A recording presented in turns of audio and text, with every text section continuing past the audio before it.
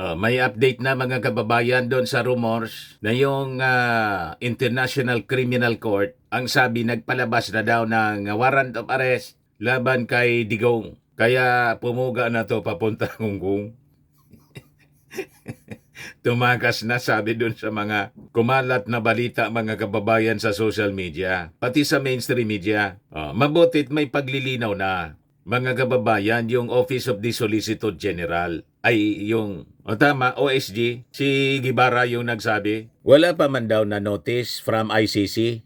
No notice from ICC. Solgen Guevara responds to Duterte arrest warrant rumors. Ang balita kasi po, wala bang conflict dito sa balita, sa unang mga lumabas na balita? Kasi ang balita nagpalabas na ng warrant of arrest kahapon yung ICC, pero wala mang confirmation kasi po wala pang news release mula mismo sa ICC.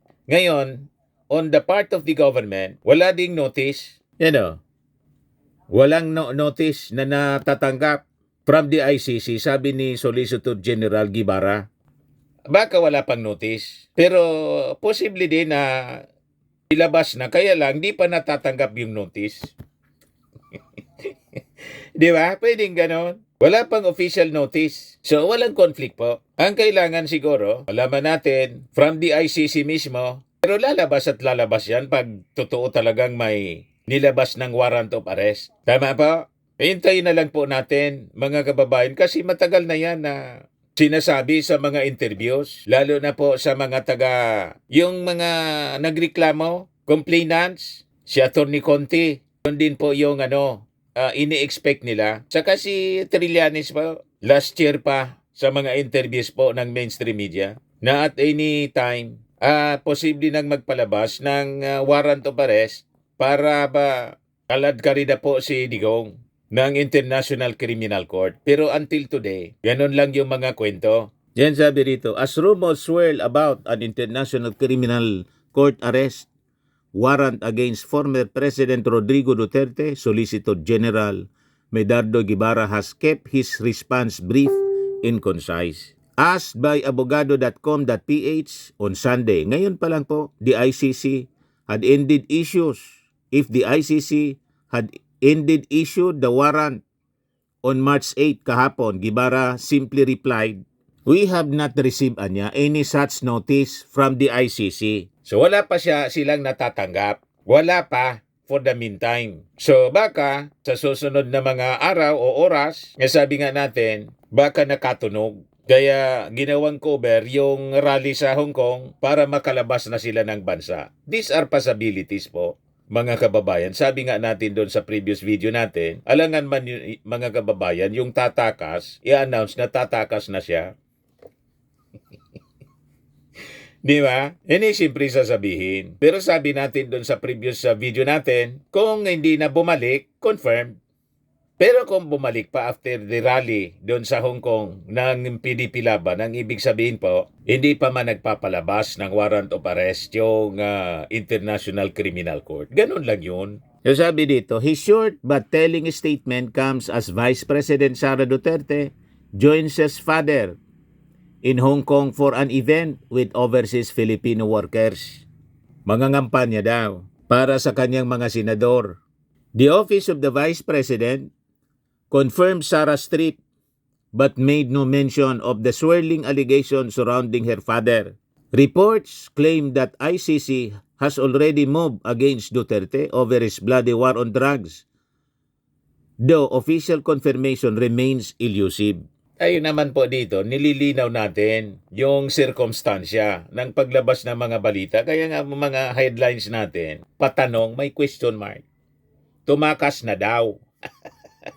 Sabi, wala pang confirmation. O ganun lang po yon. Pero kung tayo nagsabi na tumakas na talaga, pero hindi man talaga tumakas, ayun yung fake news. Tama? Pero kung nagsabi tayo na may mga kumakalat na balita na ang sabi, tumakas na, sumibat na si Sara at saka si Digong una, pero sinabi natin walang confirmation, that is not fake news. We are just stating facts based doon sa mga kumakalat na balita. Kasi ang balita po, pwedeng magbago. Lalo kung ang mga balita hindi pa kompleto. Ganon yan po. Para sa radyo sa amin noon, continuing coverage. Kaya alam namin kung paano mag-deliver ng mga balita na ongoing siya. Lalo pag no walang confirmation. Kailangan may may disclaimer. Tulad ng disclaimer na sinabi ng Pilipinas Today at pati nitong abogado.com.ph. So sabi dito, meanwhile, Duterte's former legal counsel Salvador Panelo has dismissed speculation that the ex-president might seek refuge in China. He insisted that Duterte is in Hong Kong purely for the OFW gathering. Itong mga taong ito nakapaligid, mga kababayan, kay Digong, siyempre, lalo pa na ang kanyang leader, si Digong, mahilig sa double talk. Kaya nga po, binansagan siya ni Lucas Bersamin, Executive Secretary, na bodol. Bodol na. Tapos one-man factory ng fake news. Hindi mo man po pwedeng pangawakan ang mga statements ng mga Duterte, pati yung kanyang mga kasama tulad ni Panelo. Mahilig sila sa double talk, mahilig magsinungaling, madaling sabi. Si Sara ganun din. Di ba sabi ko sa inyo? Si Sara nag-announce na 3 Duterte daw ang tatakbo pagka senador. Nangyari.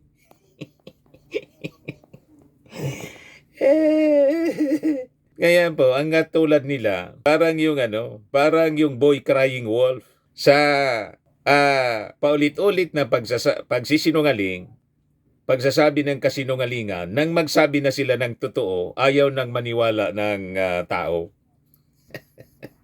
The boy crying wolf. Kaya magsabi man ng totoo si Panelo, si Sara, si Digong, lahat ng mga nasa kampo ng mga Duterte, pati mga DDS, mahirap pong maniwala sa kanila kasi mahilig silang magsinungaling. Tama po? Masisisi mo yung tao kung ayaw maniwala sa kanilang mga statements. Kasi ang sinabi nila 10 na sinabi nila, 11 yung hindi totoo.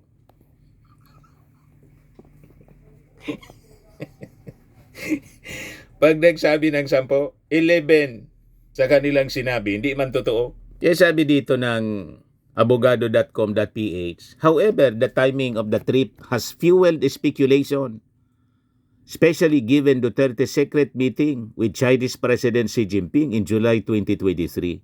That meeting, which also included Pastor Apollo Kibuloy, who is now detained in the Philippines for alleged human trafficking, raised questions about whether the former Philippine leader was laying the groundwork for potential asylum.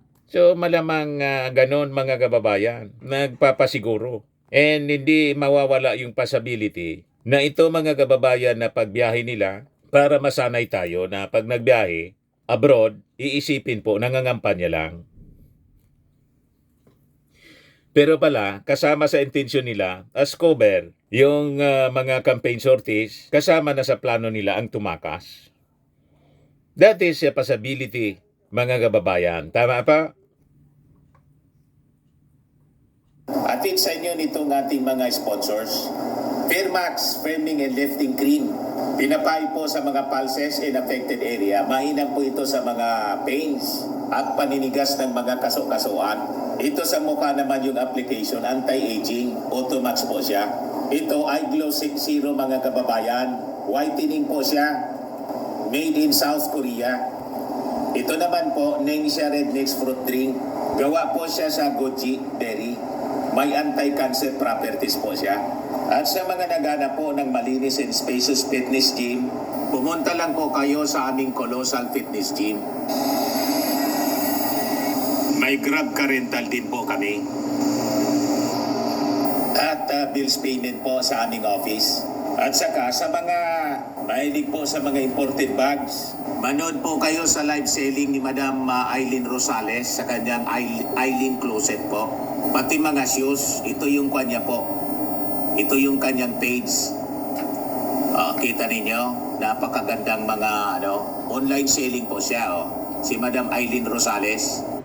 At cellphone number niya po, 773-798-7816.